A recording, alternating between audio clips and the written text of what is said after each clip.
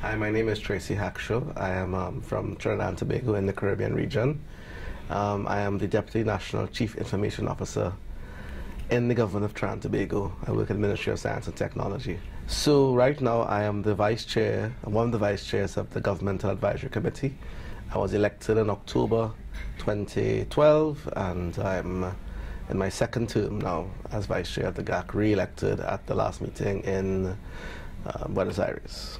In 2007 or 2008, I became interested in the internet governance space, and I began doing some research and actually did a course in internet governance in 2008 with Diplo Foundation and graduated from that program in that year. And I sought to see how best I could contribute to the whole environment from the Caribbean region. I did realize at that point that we didn't really have much of a voice. So I applied for the Sydney Fellowship, and I received a fellowship at that point, and I got to understand the ICANN environment from coming to the Sydney program. What I did at that point, even though I worked in government at the time, I did look around at the entire environment, at the at-large, the non-commercial users group, and so on.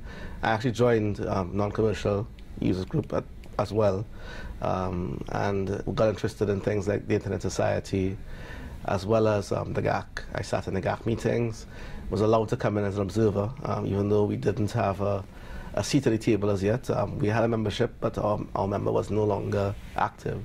But I was allowed to sit in, and at that point I realized that we need to get re-involved in the GAC. And when I went back home, I made some inquiries, given that the ministry I was involved in was in fact the ministry who needed to be involved with the GAC, and was approved to replace the existing member who had left to become a GAC member. I did come back and do 2 other fellowships, 2009 as well in Seoul, and then in 2010 Cartagena, which was my first GAC meeting as a member, because it took a while to process. In terms of what I saw when I came to the fellowship program, in the introduction to ICANN and what it was about, I got a view of the entire community. So there was not a single view of any one constituency, one community, or one grouping. I got an entire view. In addition, I got a view of what was going on in the developing world, because the fellowship program focuses on the developing world. So in that room, in that week that we were here, I met people from other countries who either involved themselves in the community or now getting involved, and we were able to share experiences about internet governance, the internet policy making, with both government people who were along with me, as well as other constituencies, the civil society constituency, legal people, people in facets that I didn't expect to be involved in the internet. What that meant for me was that I was able to apply a multi-disciplinary approach to what I was thinking about. And in my own journey in the GAC, I'm able to do that as well. So I don't apply a perspective that is only governmental. I try to wear many hats, and the major hat that I wear would be one of the developing world, representing the developing world. Well, at my first meeting, I met someone from Nui, and that showed me that even though I was a small island in Trinidad and Tobago, there were even smaller islands than myself. Nui is, I think, 5,000 people, and the problems that they were encountering with the internet and with getting connectivity meant to me that I needed to do something, not just for my country, but for also those other small islands and states that didn't have a voice, and try to bring them into the environment as well. In the course I did with internet governance, I began to understand what different levels and different groups would be saying about the same topic. I think for the internet was the first time I got that experience, because you only had one view as a government worker, although you were a user as well. But in moving into the ICANN world, I saw it from all the pockets. I remember distinctly going to the intellectual property constituency meeting at one time and hearing an entirely different view of domain names and the internet that I never even saw before. And I remember being welcomed to that group as a fellow, and they took the extra time. I remember distinctly explaining to me why they were discussing this topic so in detail, and it was even before the nuclear program came into being, but they were planning for it and discussing what issues may arise given that program's upcoming approval in a few years.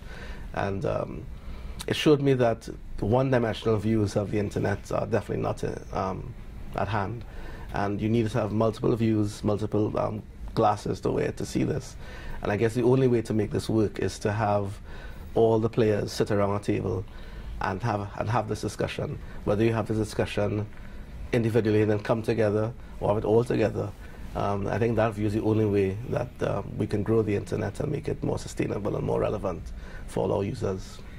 So I think the fellowship program, because of its focus on an underserved community, which will be the developing world, and adopting my own role of a voice in that space, prepared me very well for leadership, in the sense that in the ICANN world and in the GAC, you would see traditional faces, traditional countries, but non-traditional faces, non-traditional countries would not be normally in leadership positions.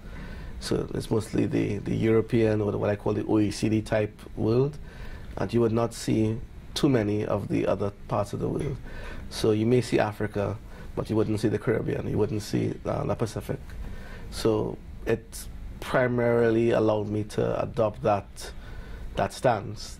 And when another seat in the Americas came up, as opposed to having a US or a Canadian or even a Mexican or South American voice, a Caribbean voice emerged. And I think the preparation I had from being in a developing country environment, being brought here from that perspective, and brought here and in fellowship, leading in the fellowship program, allowed me to prepare myself very well for leadership in the GAC. And it appeared that the GAC members recognized that and allowed me to take a role that I guess to lead in this environment. I was very humbled, and still I'm humbled by the experience.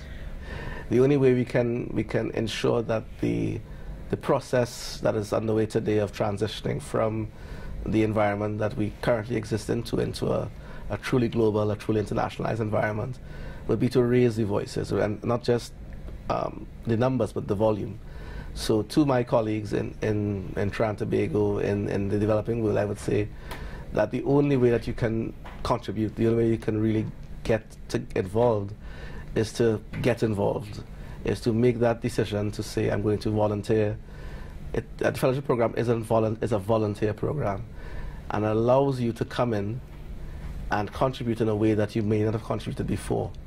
So contributing in such a way that you would have done by writing or by reading, now you can contribute by speaking and by participating fully in the activities. And through the fellowship program, you can do that not simply by passively participating, but by actively participating.